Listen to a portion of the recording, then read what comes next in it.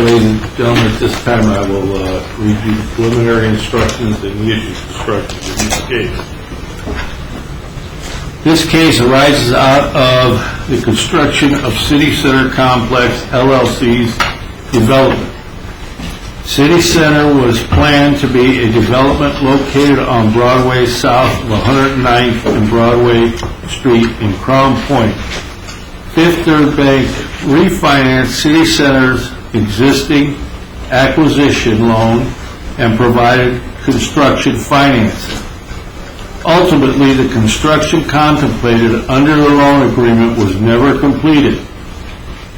Each party now claims the other breached its responsibilities under the loan agreement, and Fifth Third Bank claims Richard Plank breached the continuing guarantee agreement of the loan agreement. The elements of breach of contract include: 1, the parties entered into a contract. 2, the non-breaching party performed its part of the contract. 3, the breaching party failed to perform its part of the contract or performed its share in a defective or insufficient manner. 4, the breaching party damaged the other. 5, the parties reasonably anticipated those damages when they entered into the contract. And 6, the breach of contract was a reasonable cause of the injured party's damages.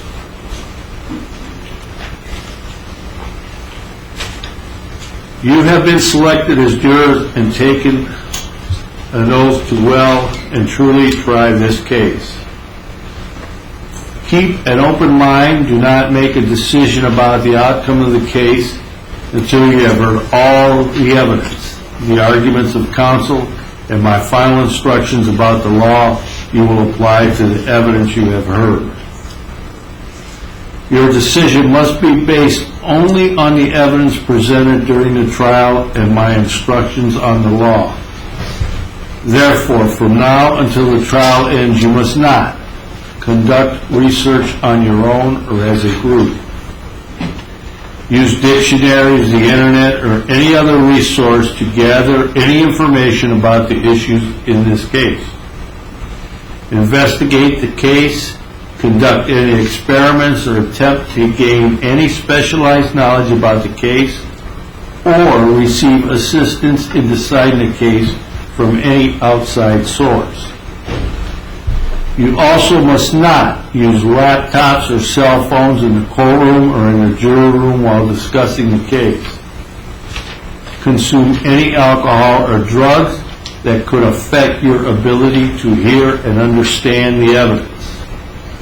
Read, watch, or listen to anything about this trial from any source whatsoever, including newspapers, radio, television, or the internet.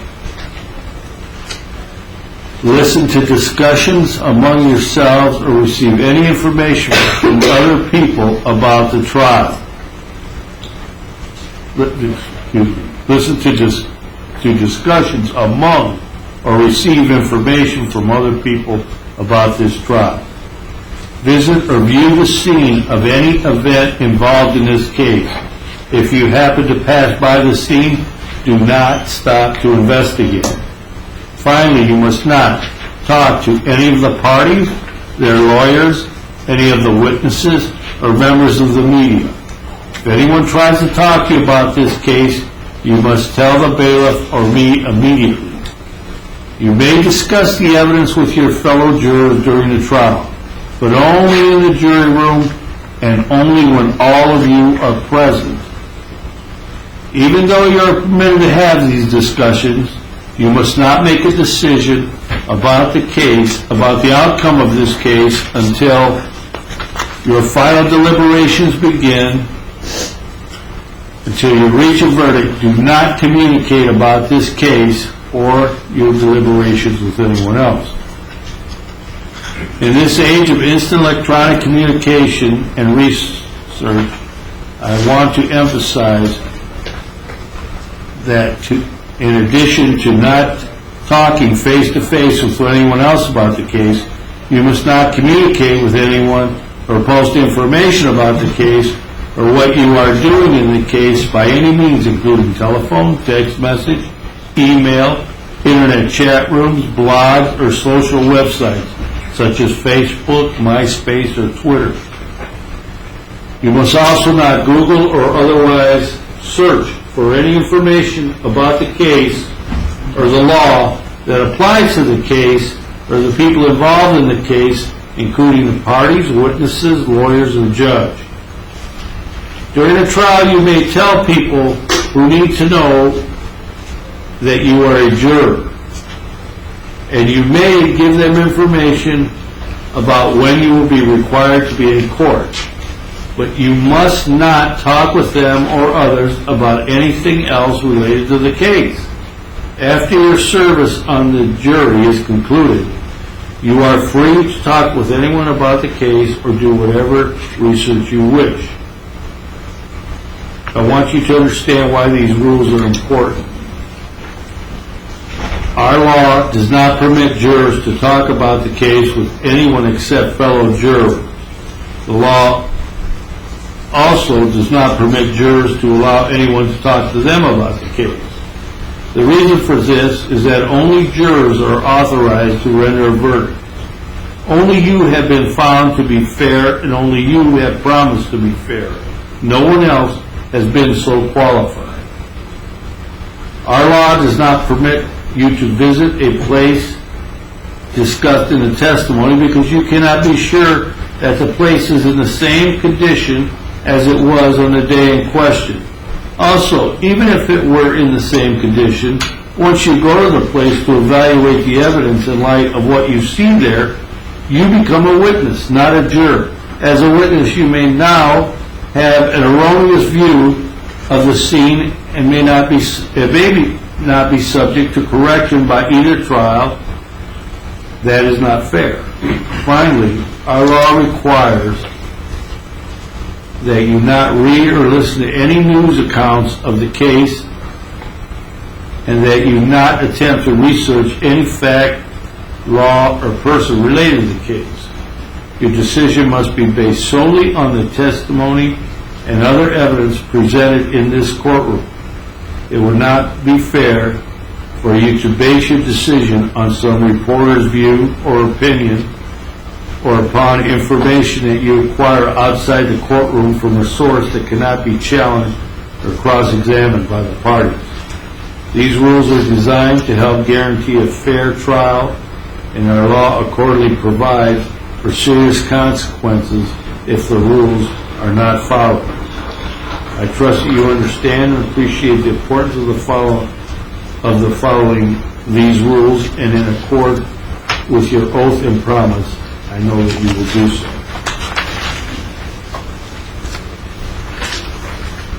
If you realize you have personal knowledge about the case, you must inform the bailiff immediately. Evidence is of the greater weight if it convinces you most strongly of its truthfulness. In other words, it is evidence that convinces you that a fact is more probably true than not true. A greater number of witnesses testifying to a fact on one side or a greater quantity of evidence introduced on one side does not necessarily amount to the greater weight of the evidence.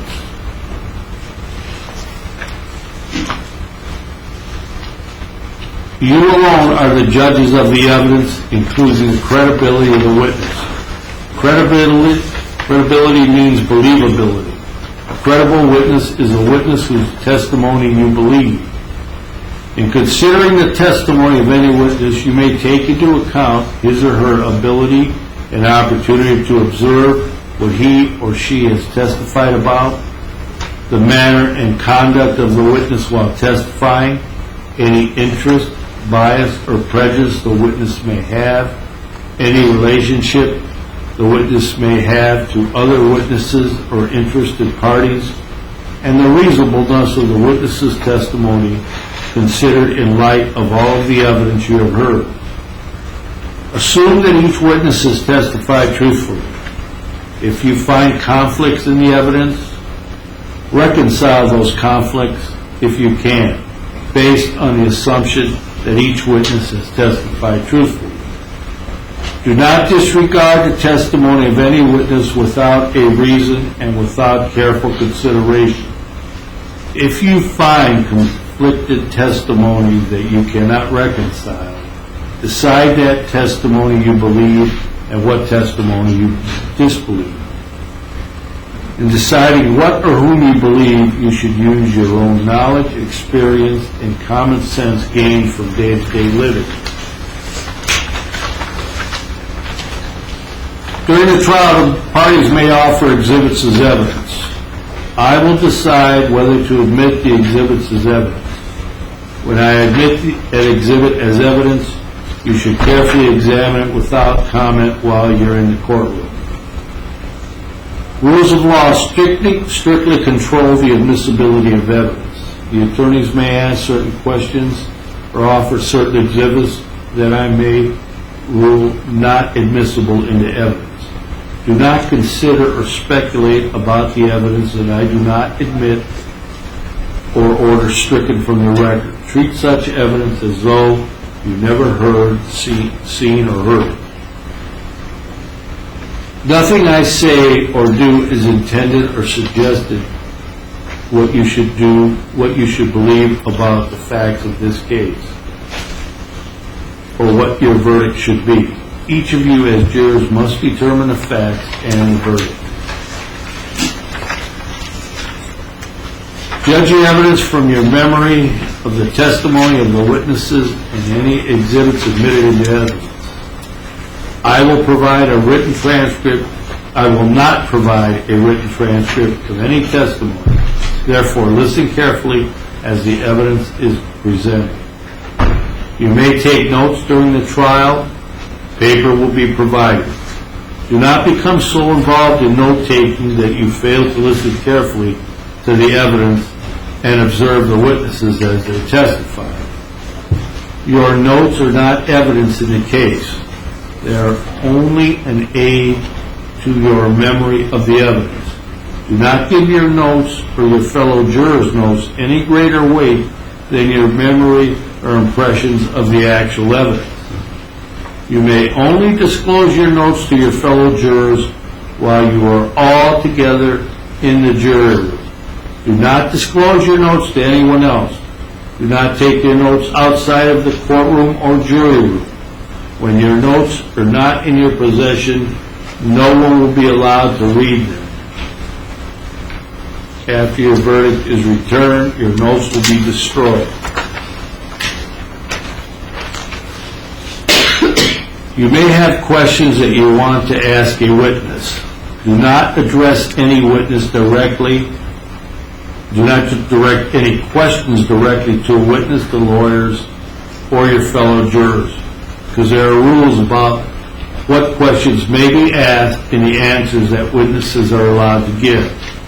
Instead, if you have questions, the way I proceed here, at the end of each witness's testimony, after everyone's had a chance to examine on both parties, we pass around a basket. Write your questions down, and the bailiff will pass around a basket, and you place your questions in the basket. Don't put your juror number on the note. I don't want to know who's asked the question, but make sure that each of you, even if you don't have a question, put a piece of paper, a blank sheet, or note paper in the basket, whether you have a question or not. Everyone put a piece of paper. All right? Is that understood? Yes. And then I will collect them and receive them with the attorneys. I will then decide whether your questions are permitted by law. If it is permitted, I will ask the witness each question. If it is not permitted, do not speculate why a question was not asked or what the answer may have been. The trial in this case proceeds as follows. First, the attorneys will have an opportunity to make opening statements. These statements are not evidence. They are only a preview. They are only previews of what the attorneys anticipate the evidence will be. Following the opening statement, the attorneys will begin presenting the evidence. They may call witnesses to testify under oath. The attorneys may also offer documents and other exhibits as evidence. When the evidence is completed, the attorneys will make final or closing arguments. These final arguments are not evidence, but are given to help you evaluate the evidence. The attorneys are also permitted to argue, to characterize the evidence, and to attempt to persuade you to a particular verdict. You may accept or reject those arguments as you see fit. Consider all of my preliminary and final instructions together. Do not single out any individual sentence, point, or instruction and ignore the others. Judges and juries perform different tasks. I will instruct you on the law, both now and after the evidence has been presented. You will decide the facts in this case, then you will decide the outcome of this case by applying my instructions to those facts. You ready to proceed? As you decide who's going, you go first? Yes, Your Honor. All right. Please report, counsel, ladies and gentlemen of the jury.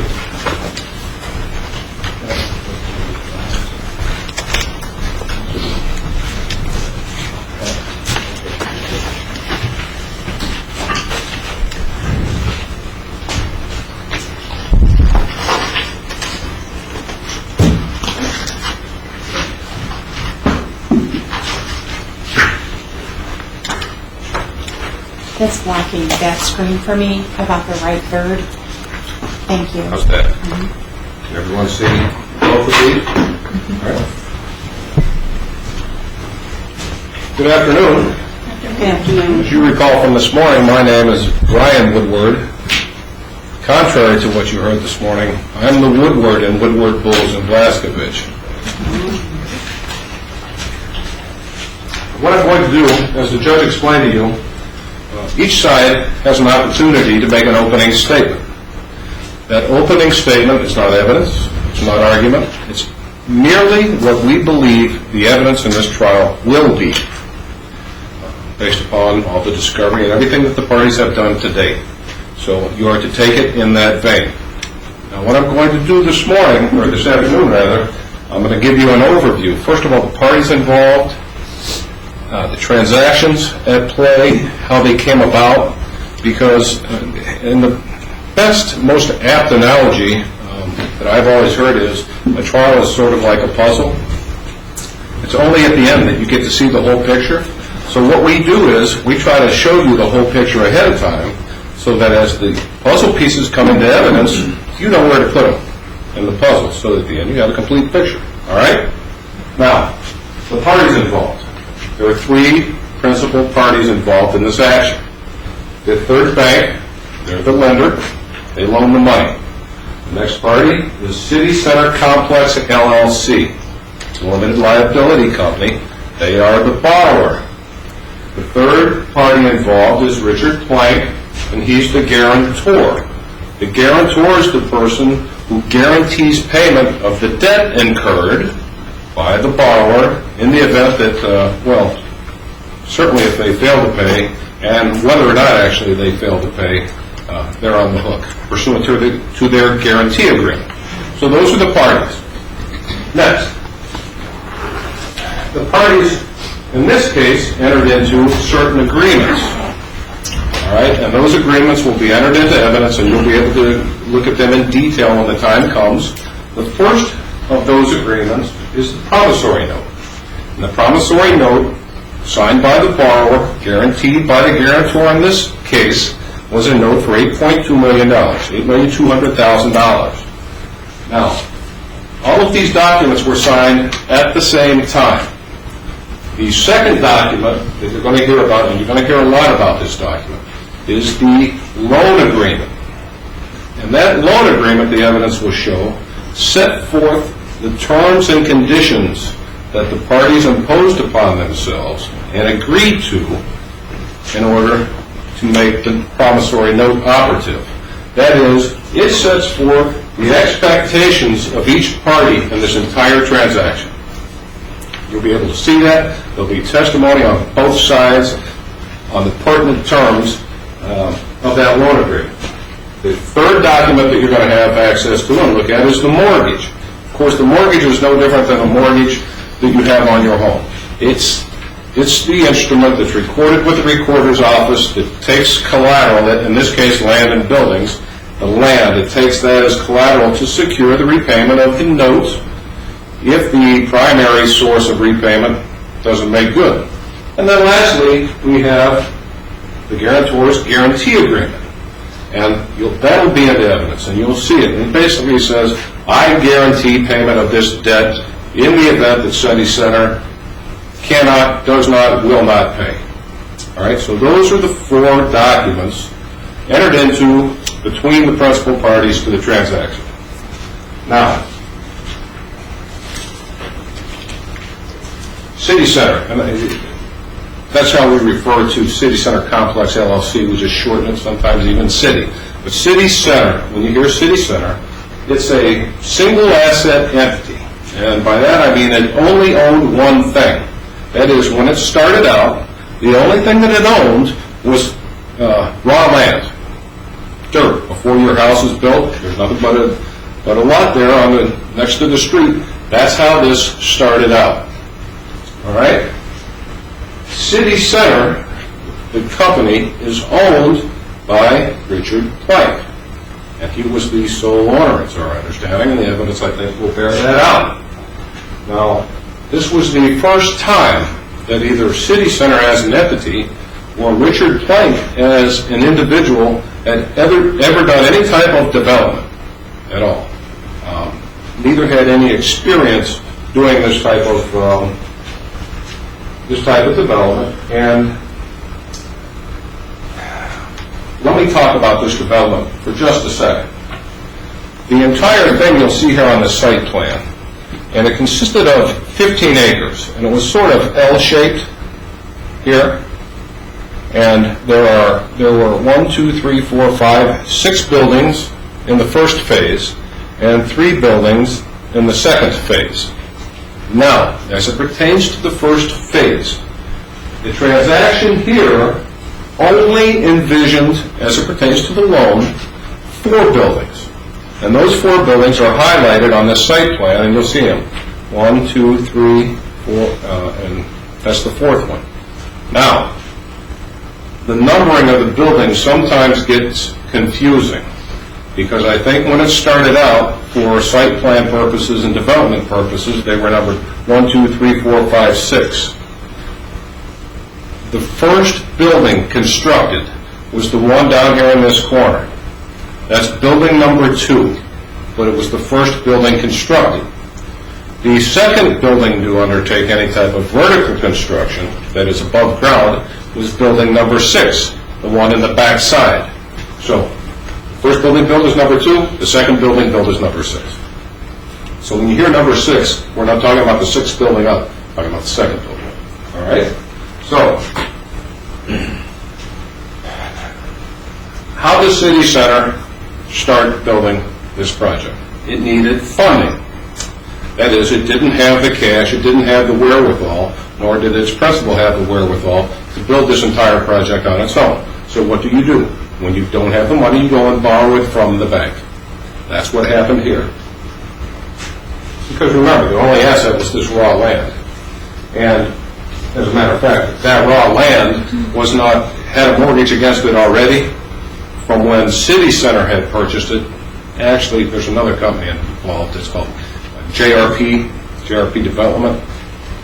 That's City Center, but just with a prior name. So when JRP, soon to be City Center, bought it, they took out a mortgage. They bought the land. All right, so that had to be paid off before construction began also. So the next entity that we're going to talk about that's involved here is Hawk Inc. or Hawk LLC. It says Hawk Masonry up there because Hawk LLC or Hawk Inc. was a masonry subcontractor. It was also solely owned by Richard Plank. Hawk, the masonry contractor, was also serving as general contractor on this job. So, we have the bank lending money to City Center. We have City Center, who owns the land, that's owned by Richard Plank. And we have Hawk, the LLC, also owned by Richard Plank, being the general contractor. Okay? So, there's also another company you're going to hear about, and just so there's no confusion, the evidence will show this other company is called Hawk Enterprises. Hawk Enterprises is not owned by Richard Plank. It's actually owned by his wife, Johanna. So if you hear Enterprises, you know that doesn't mean this Hawk, it means the other one. Hawk Masonry had a relationship with Fifth Third Bank. It had a relationship through their middle market group, and the relationship manager, that's the person from the bank who gets personally involved with customers. That relationship's manager's name was Kathy Ireland, the banker, not the model. So, Kathy found out through Rich that the city center was doing this development. And so through an interbank referral, she referred the customer over to Brian Specht. Brian Specht is in the commercial real estate department of Fifth Third Bank. It's a different division. They handle different types of deals. So, Brian went and he met with Rich Plank. They had several meetings, I think the evidence will show. He collected documents, envisioning perhaps doing a construction loan. We're going to talk about construction loans in a minute and how it worked in this case, but for now. He collected the documents, and what he did then, he would bring the documents back to the bank. He would put together a presentation of sorts. That presentation would then be submitted to a chain of authority for approval. Everyone would have to sign off. They would make recommendations and so forth.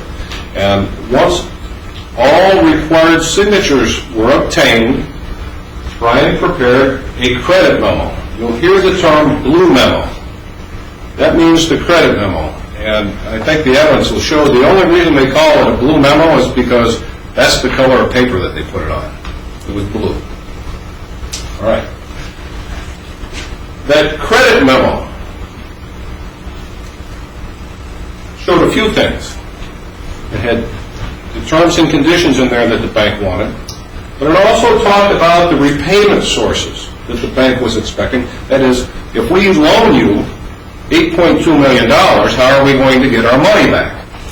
And so the primary source of repayment was through leasing activity of the project, sales of buildings to pay down the debt. The secondary source was the guarantee signed by Mr. Plank. And then the third and last choice would be liquidation of the buildings if it came to that. All right? So those were the repayment sources that the bank considered in deciding whether or not it was going to make this loan. You'll see down there $210,000 per building.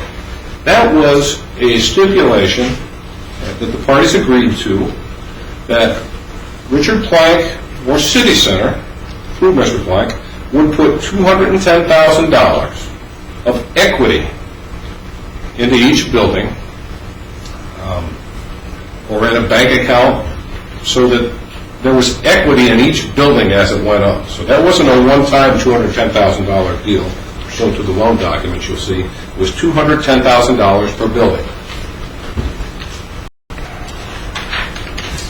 Now, once all that's done, and we have credit approval, then the bank formulates what's called a commitment letter. It's no different than when you buy a house, you get a commitment letter from the bank saying, we'll loan you X amount of money at this interest rate over this term, so forth and so on, subject to certain conditions. A commitment letter was issued in this particular case. Brian Specht had a personal meeting with Richard Plank, and he hand-delivered the commitment letter. And from beginning to end, he explained the conditions under which the bank was willing to make a loan. Some of the more pertinent provisions were that it could only be used, these buildings, these 4 buildings, 1, 2, 3, 4, could only be used for retail and office use and no other use. The $210,000 per building equity, we already know about. There were 2 other provisions in there. The 50% pre-lease and the 75% lease before the next building. And what that means is this, and you'll see it's in the documents. What that means is, as a new building goes up, and this is a part of the real estate construction loan agreement you're going to see.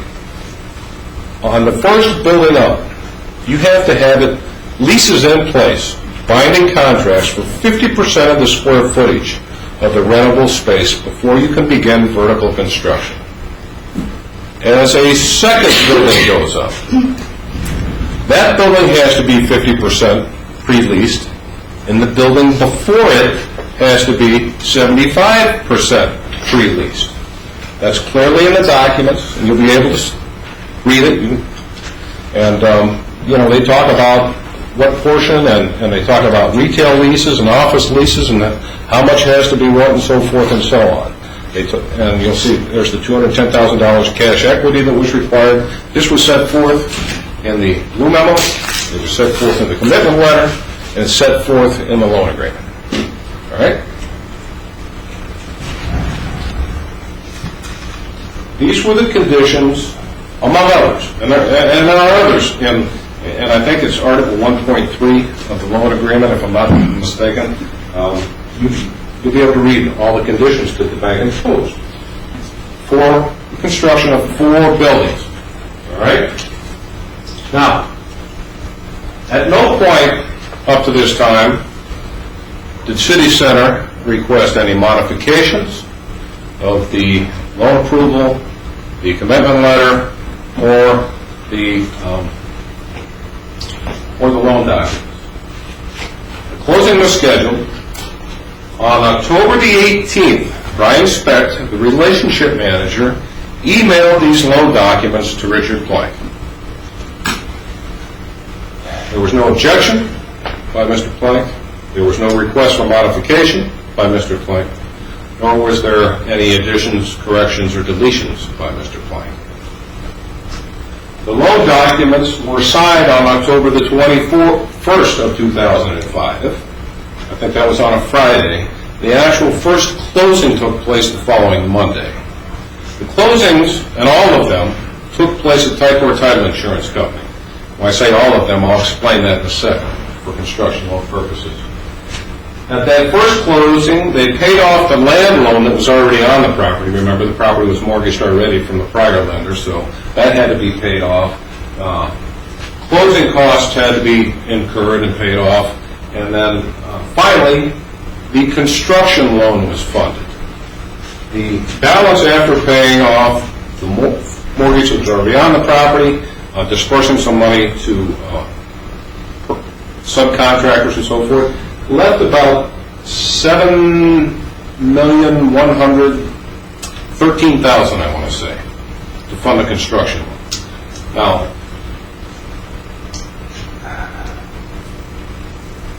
prior to that closing, Brian Specht was assured by Richard Plank, number one, that leasing was in place, and this building, the second building, building number 6, the second one to be constructed, was pre-sold. All right? Now let me explain the construction loan process for you a little bit so you can follow along. And the evidence will show that this $7.1 million is set aside. That is, the borrower doesn't get it. The bank doesn't say, here's $7 or $8 million, go build your building and let me know when it's done. It doesn't work that way. They set the money aside in an escrow of sorts. All right? Then, as the general contractor performs work on a monthly basis in this case, the evidence will show, he would collect invoices from the subcontractors. He would take those invoices, put them on what's called a sworn construction statement. Now, you're going to see 7 in this case over the time period from October the 25th, when the first closing was, all the way through July of '06. So these sworn construction statements, they have a number of columns, and this is what they show. They show the particular trade that's working, that is, you'd see like roofing, asphalt, site work, electric, plumbing, HVAC, all the way down, permits and all sorts of things. Next to that, you'll see the name of the tradesman or company that's doing the work. Next to that, you'll see their total contract price. And there's a number of columns after that that show if they were previously paid, how much they were previously paid, the balance due to complete the contract, and so forth. So there should be an exact accounting from draw to draw of what you have left to complete, what's been done so far, and how much money is left over to complete it. Now, before these draws can take place, they submit the sworn construction statement, request for a draw. Fifth Third would then, and they contracted with a company called First Indiana. They were an inspecting architect. And what their job basically is to go out there and, because they have the expertise, they eye the job, they look around, they make sure that the request for payment issued by the general contractor is in accordance with the work that's been completed since the last draw. And then they'll report back, and normally it would just be a telephone call. It'd say, yeah, they're approved for payment, and then a report would follow, generally after the closing, detailing everything that's occurred. And I think that happened just about on every occasion that there was some verbal or email approval, and then the report came after the closing in this case. Once the bank okays that, they wire sufficient funds to the title company to fund that draw. They have a closing of sort where the general contractor comes in, signs off on the sworn construction statement, and then they notify all the subcontractors, look, the money's at the title company, you have to take in what's called a lien waiver, because anyone who works on a job in the state of Indiana, if you timely file, you can get a lien against the property that you've worked on if you don't get paid. So, that's what happened, and repeatedly, 7 times in this particular case. All right? So that's the process. So you know, when the evidence comes in, that's the process that they follow. Now, in December of 2005, there had to be a exception. Remember we talked about the blue memo, the credit? There's something called a mini blue, because it's not all encompassing. It's just a very small portion of the job. The general contractor in the city center had determined that it was more economical to put all the pads in at the same time. Economies of scale, they determined. So rather than having the person doing the footings and so forth come back 6 times, it was more economical to do it at once. And so Fifth Third approved putting those pads in because it's just, up to the ground. There's no vertical construction going on yet. But at that time, if they made that approval, Ryan Specht told Richard Plank, look, no more building on those extra pads, no more vertical construction.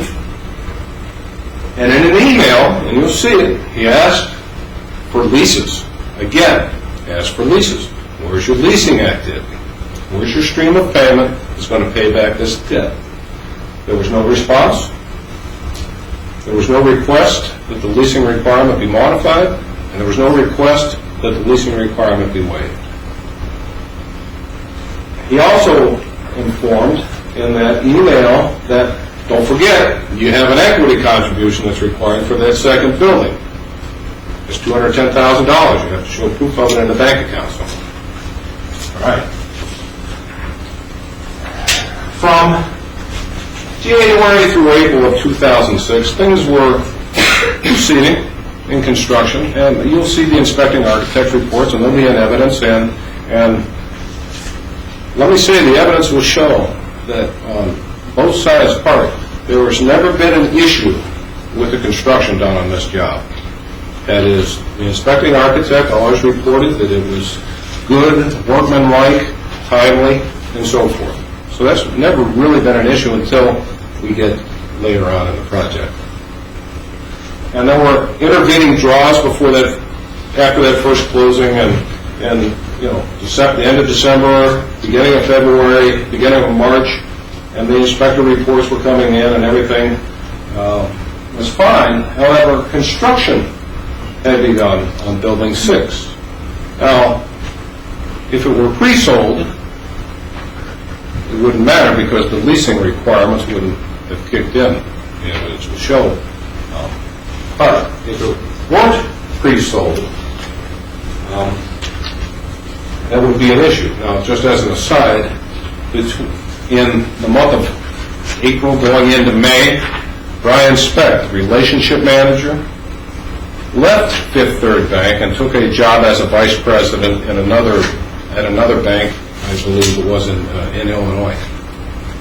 And in return, Joanne Steiger became the relationship manager. So she got Brian's file, went through the construction file, and started documenting things. And so she issued an email on May the 19th of 2006 to City Center and to Hawk saying, look, there were some issues regarding building identification, and because they changed the numbering at some point, it's a minor issue.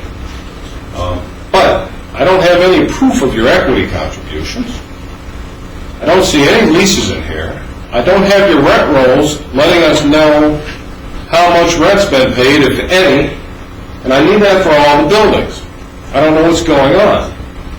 There was also an issue on some materials that were stored off-site that had arisen in the inspecting architect's report, and she wanted these matters cleared up because now the file's her and she wants to make sure everything's documented.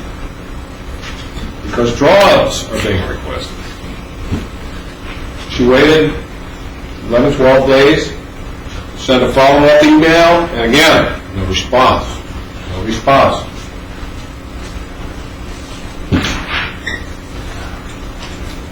After that, there were a few personal meetings, both with Joanne and other bank personnel.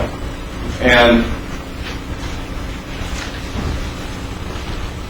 at one of those meetings, City Center produced certain leases. One of the leases that was produced was a residential lease between Rich Plank and City Center. One of the leases that was produced was a residential lease between Rachel Plank and City Center, as Richard Plank's daughter. And another lease that was produced was a residential lease between Anthony Santacaterina and City Center. All of them dated June the 1st, 2 days after May the 30th. The fourth lease or letter of intent that was produced was a lease with Johanna Botterman. It just so happens, the evidence will show, that Johanna Botterman is in fact Johanna Plank. That just happens to be her maiden name. Now, they had been married at that point for 23 or 24 years. The evidence will show that they were separated sometime either earlier that year or the year before. But you'll see plenty of evidence that for all other purposes, she signed her name, Johanna Plank. Now, City Center was advised that these leases were unacceptable. The evidence will show that. So, look, these are residential leases. Your agreement says office and retail. You can't have people living there. Where's your money? Where's your $210,000 that you have to put in there? Joanne asked. The evidence will show. And Rich Plank agreed because he owned at the time somewhere in the neighborhood of 5 or 6 liquor licenses for the city of Crown Point. He said, I'll tell you what, I'll start selling these and use that as my cashed-in equity. So there was no request at this point. The evidence will show no request for waiver, no request to modify the documents, nothing of that sort. All right.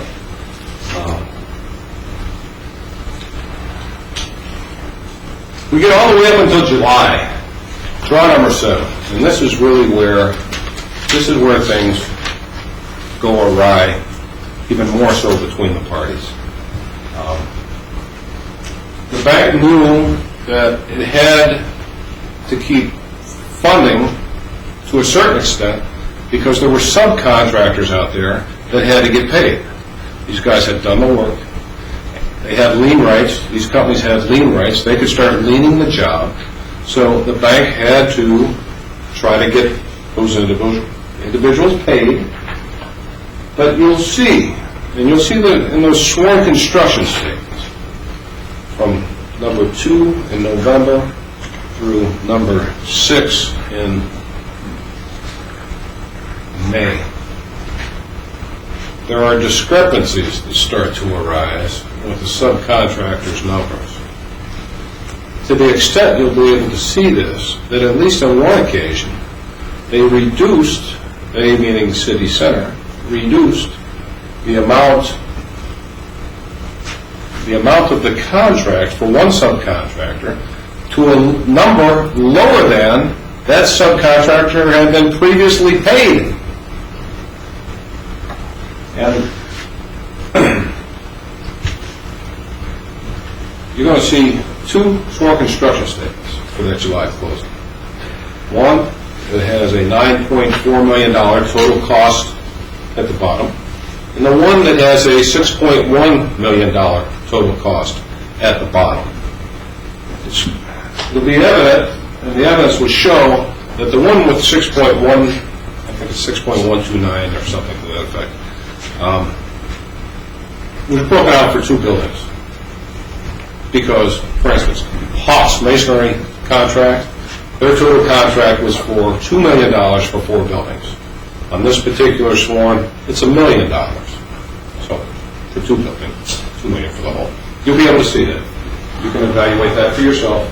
But regardless, you'll see that the evidence at the title company showed that there's still, at that point, was on hand $3.3 million remaining in the construction loan escrow to complete building 6, that was under construction, and roughly, I'm going to say 60% complete, I think the evidence will show at that point, plus the remaining 2 buildings.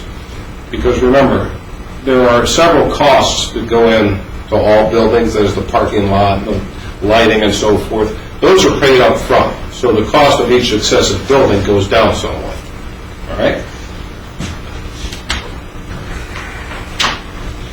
For the following months, August, September, October 2006, these defaults continued. They were never cured. They were never asked to be waived. They were never asked to be modified. The insufficient leasing continued. The unapproved use as residential continued. By the way, the evidence will show that Mr. Plank will testify that Rachel never moved in to any unit there. Rachel will testify that she did in the unit right next to her father. The insufficient equity continued. The construction statement deficiencies continued. There were tenant build-out violations, and we'll get into that in more detail with the witnesses about, completing a tenant's, the interior. There's something called a vanilla box, and that'll be explained to you. That is just 4 walls with drywall, and then build out and whose cost that was supposed to be, and whether or not under the loan agreement that was permitted, and so forth. Just another violation. Condominium documents were requested. That is, okay, you're going to sell these units, these residential units, as condominiums. Give me the documents so I can look at them. Joanna asked for them. The evidence will show she never got them. The off-site material storage was never solved.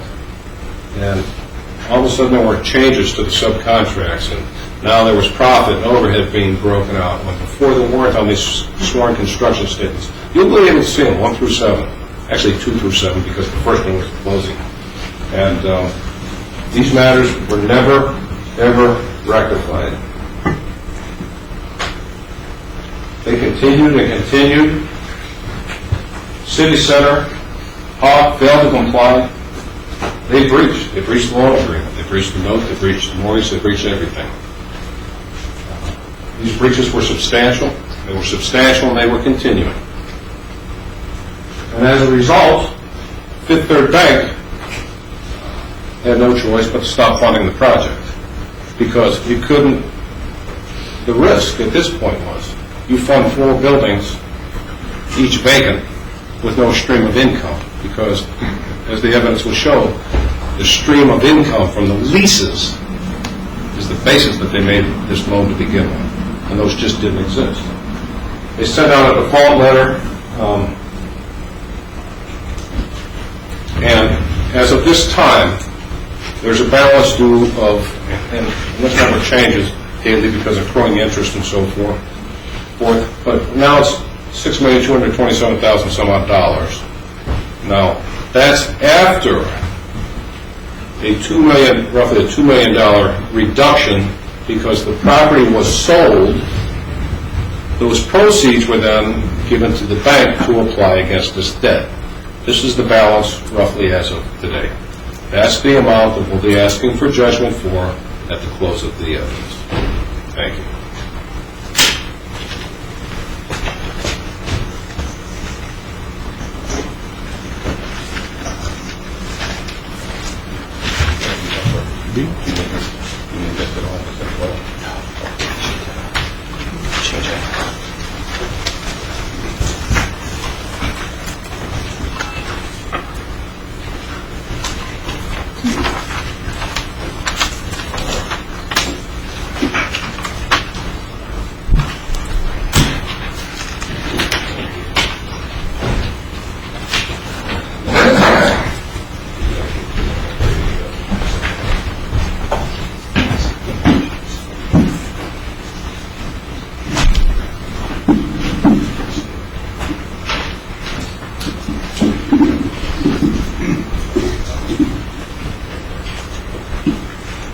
May it please the court? Yes, please. Counsel, good afternoon. Good afternoon. This is my client, Richard Plank. And Mr. Plank had a stroke during this lawsuit in June of 2010. And you can see there's some limitations. Prior to that, Mr. Plank was a busy contractor. He owned and operated Hawk Masonry. And Hawk was a masonry and general contractor. In 2004, Rich was married to Joanne, who's sitting back here. Joanne operated and owned Hawk Enterprises, which was an electrical contractor. You may have seen them. They do the street signs and what have you for the various governmental entities. In 2004, Rich bought 15.5 acres of land in Crown Point, and he bought it in an area that's known as City Center. Now that land is right along Broadway, just south of 109th Street. And you'll have to think back to what things were like in 2004. This was before the new interchange had come in on 109th Street. Purdue Calumet was in its infancy. This whole area was about ready to take off. Rich purchased the land, and he established a banking relationship between City Center and Standard Bank. Standard Bank provided acquisition financing. Rich planned to build a 21,600 square foot building on the site, and he planned to do that 9 times. It was going to be a new development for Crown Point. It was going to include retail, commercial, and residential. It was a substantial development that required substantial planning. Hawk was going to be the general contractor and the masonry contractor. And starting in 2004, Rich, through Hawk and City Center, made substantial efforts to plan and prepare this development. He had to present the plans to the Crown Point Commission. This is the illustration that he had done back in 2004 that showed what the finished product was going to look like. He also had to do site plans.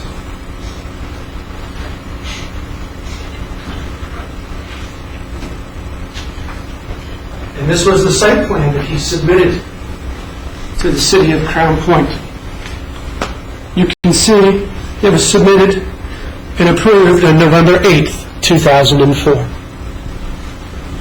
And you can see there are 9 buildings. 1, 2, 3, 4, 5, 6, 7, 8, 9. This was a new development for Crown Point, and it had public hearings before it was approved, and it was zoned as requested for commercial, retail, and residential back in 2004. These plans were filed with the city of Crown Point in April of 2005.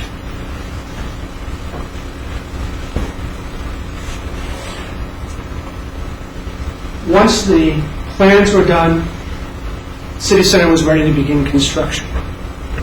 Construction began in the late summer of 2005. And the initial focus of construction was getting the site work done, getting the roads in, getting the sewers, electric, plumbing, and then getting the foundations done for the first 5 buildings. Once that was done, the plan was to complete these 2 buildings. You've heard Mr. Woodward refer to them as Building 2 and Building 6. All of this commenced in 2005. Hawk, the contractor, had a banking relationship with Fifth Third. Fifth Third saw this as an opportunity. Hawk Enterprises was banking with Centier. City Center was banking with Standard Bank. This was an opportunity for them to find some new business. So they aggressively marketed to City Center. And they saw the development ongoing, this mixed-use development. And I think the evidence will show they knew the centerpiece of this new development was going to be a restaurant called Hawk's Nest. Indeed, the plans were done in May of 2005. These were submitted to the bank. It showed generally what the buildings are going to look like. And more particularly, they showed Hawk's Nest. And these are documents, page 692 of the bank's file, that shows Hawk's Nest. This is going to be a restaurant that was going to be owned and operated by the Planks as building number 6. In fact, you'll hear testimony that this sign was sitting out in front of City Center, advertising Hawk's Nest. So all of this started late summer of 2005.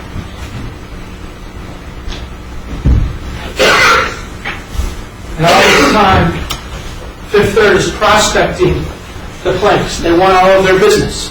They've got Hawk, but they want City Center and they want Hawk Enterprises.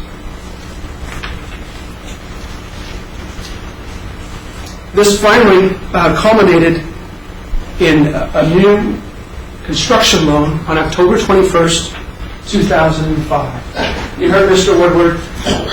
City Center contemplated $9.24 million of costs to do 4 buildings and site work. At the time that City Center refinanced the acquisition loan and took on the construction loan, construction was already well underway.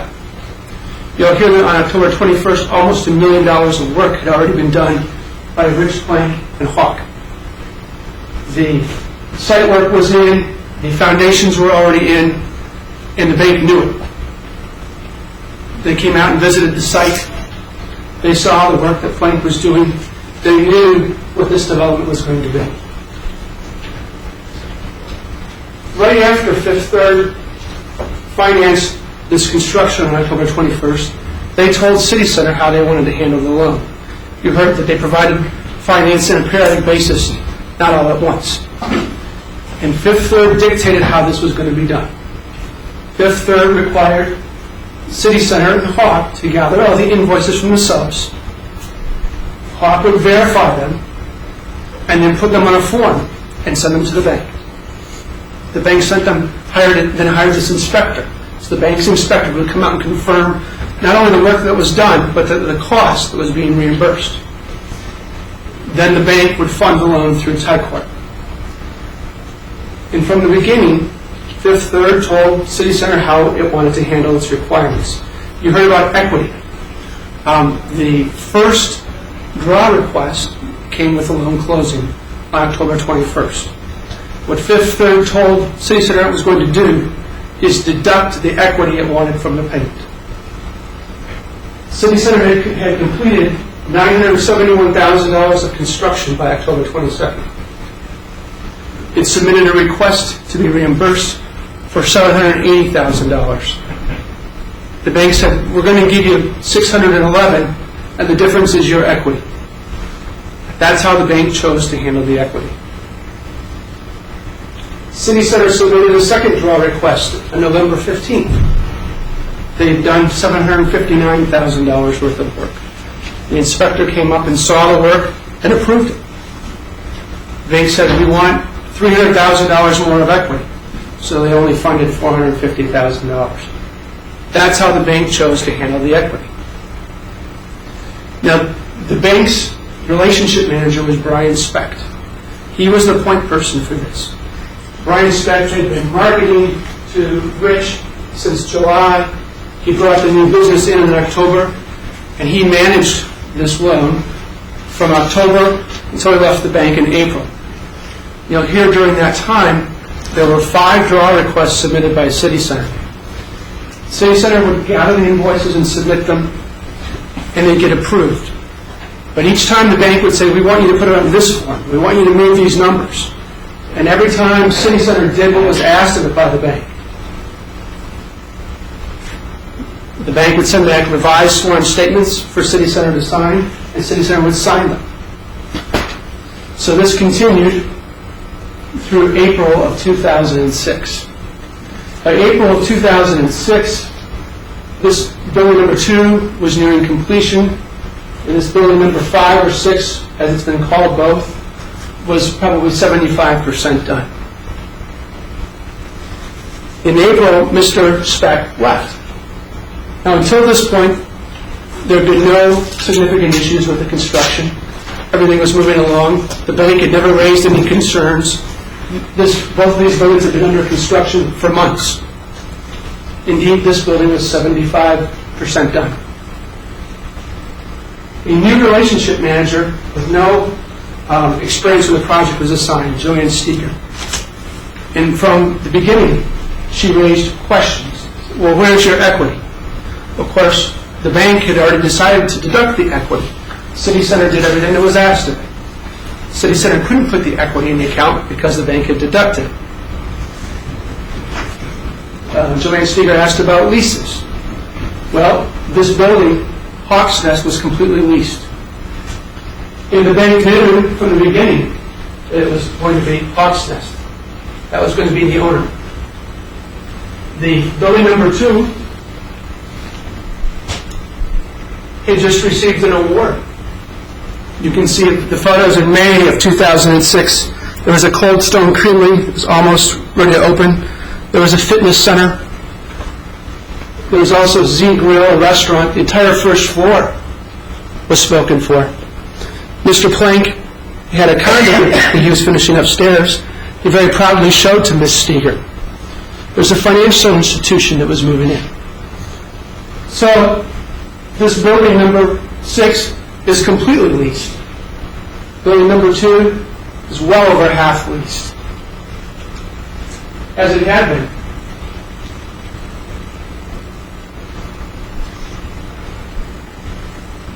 Ms. Steger then received draw request number 7. Draw request number 7, like the other 6 before, according to the bank's terms, listed the cost of the project as $9.4 million. City Center requested about $880,000. The construction had been done by the subs. The subs were waiting to get paid. They were getting nervous about not getting paid. City Center submitted this on July 10th.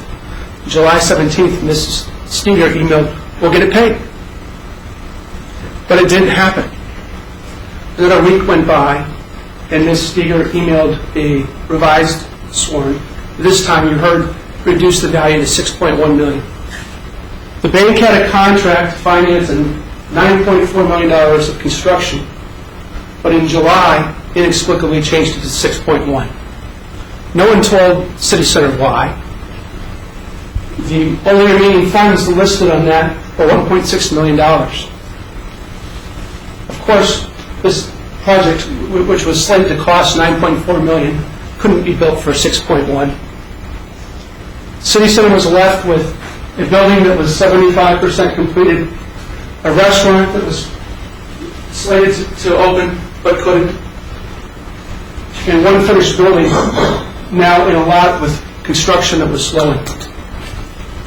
You'll hear that City Center called and asked what's going on, what do we need to do, and no one answered.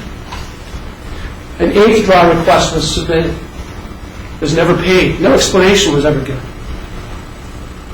Finally, the subcontractors put a lien on the property, and the project was transferred to special assets. Mr. Keogh, the site superintendent, called up and said, who do I need to talk to? What do I need to do to get this resolved? There was no response. Now, this was a construction loan. The loan was originated on October 21st, 2005. It was supposed to go for 2 years. And while construction was underway, no one contemplated that City Center would be making payments. We have what's called an interest reserve account. The loan would pay the interest until the construction was done. But then on November 17th, 2006, the bank sent a letter calling the loan in default. In Deer City Center complex, the following default has occurred. The borrower failed to timely remit payment on the notes. That was the written notice of default, the only written notice of default that was ever provided to City Center. But of course, no payments were due on the note. It was a construction note that wasn't due until October of 2007. Now you've heard today other explanations given. What about the equity? There's no note, there's no letter saying you're in default for not putting in equity. In fact, anytime the bank wanted equity, it simply deducted it from City Center's payments. You heard we didn't like the leases. There's no letter declaring default for the leases. And in fact, anyone who drove by the site from 2005 on knew this was going to be Hawkson's nest. There was no doubt about that. The bank knew it before they ever financed the project. So there's been a lot of new explanations offered, but this was the notice of default. And no payment was due. As you might expect, the financing cut off, the subs wouldn't work on the project anymore. This building was left to rot. It deteriorated in the elements. No one else wanted to move in once construction was slowed. And none of these other buildings were ever completed. And as a result of the failure by Fifth Third to finish this financing, City Center was completely decimated. There is nothing left of City Center at this time. This was an innovative project. The mixed-use, retail, commercial, and residential. In fact, City Center was approached by the town of Portage and asked to contemplate to put in this same sort of mixed-use development. Portage called in January of 2006. But once the bank cut off the financing of this project, so too did the I have to object to this. This is way outside the bounds of the material and irrelevant. Your Honor, I think this is what the evidence will show. City Center is going to have the opportunity to build in Portage. This goes.